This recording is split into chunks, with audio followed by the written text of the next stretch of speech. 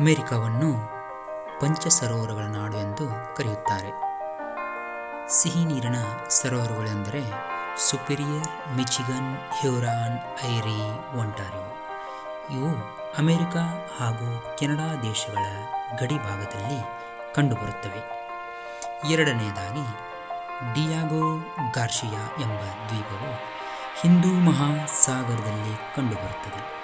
ಈ ದ್ವೀಪದ ಮೇಲಿನ ಅಧಿಕಾರವನ್ನು ಯುಕೆ ಅಂದರೆ ಇಂಗ್ಲೆಂಡ್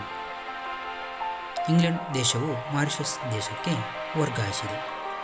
ಮೂರನೆಯದಾಗಿ ಸಿಂಧೂ ನದಿಯನ್ನು ಇಂಡಸ್ ನದಿ ಅಂತಲೂ ಕರೆಯುತ್ತಾರೆ. ಸಿಂಧೂ ನದಿ ಒಪ್ಪಂದವು 1960ರಲ್ಲಿ ನೆಹರು ಹಾಗೂ ಅಯೂಬ್ ಖಾನ್ ನಡುವೆ ಆಯಿತು. 80% ನೀರನ್ನು ಪಾಕ್ಗೆ ಹಾಗೂ 20% ನೀರನ್ನು ಭಾರತಕ್ಕೆ ವಿಶ್ವ ಬ್ಯಾಂಕ್ ಮಧ್ಯಸ್ಥಿಕೆಯಲ್ಲಿ ಹಂಚಲಾಗಿದೆ. ಬಿಯಾಸ್, ತ್ರಾವಿ, ಸಟ್ಲೇಜ್ ನದಿಗಳು ಭಾರತಕ್ಕೆ.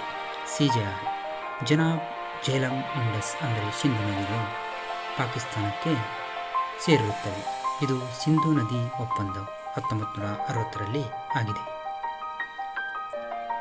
ಗೋಕಾಕ್ ಫಾಲ್ಸ್, ಕಡಪ್ರಭಾ ನದಿ, ಛಾಯಾ ಭಗವತಿ ನದಿ, ಧೋನಿ ನದಿ, ಅಬ್ಬೆ, ಶಿವನಸಮುದ್ರ, ಚುಂಚನಕಟ್ಟೆ, ಗಗನಚುಕ್ಕಿ, ಭರಚುಕ್ಕಿ ನದಿ. ಹೊಗೆನ್ಕಲ್ ಫಾಲ್ಸ್, ಕಾವೇರಿ ನದಿ, ದೂದ್ ಸಾಗರ್, ಮಹದಾಯಿ ನದಿ. ಉಂಚಳ್ಳಿ, ಲೂಸಿಂಗ್ಟನ್, ಕಪ್ಪೆಜೋಗ, ಅಘಿನಾಶಿನಿ ನದಿ. ಪುಂಚ್ಕುಲ್, ವರಾಹಿ ನದಿ, ಜೋಗ್ ಫಾಲ್ಸ್, ಶರಾವತಿ ನದಿ. ಬಂಡಾಂಚೆ, ನೇತ್ರಾವತಿ ನದಿ, ಈರ್ಪು, ಲಕ್ಷ್ಮಣ ತೀರ್ಥ, ಮಾಗೋಡು, ಗಂಗೊಳ್ಳಿ, ಬೇಡ್ತಿ ನದಿ. ಇವು ಕರ್ನಾಟಕದಲ್ಲಿ ಕಂಡುಬರುವ ಅತಿ ದೊಡ್ಡ ಜಲಪಾತಗಳಾಗಿವೆ. ಧನ್ಯವಾದ.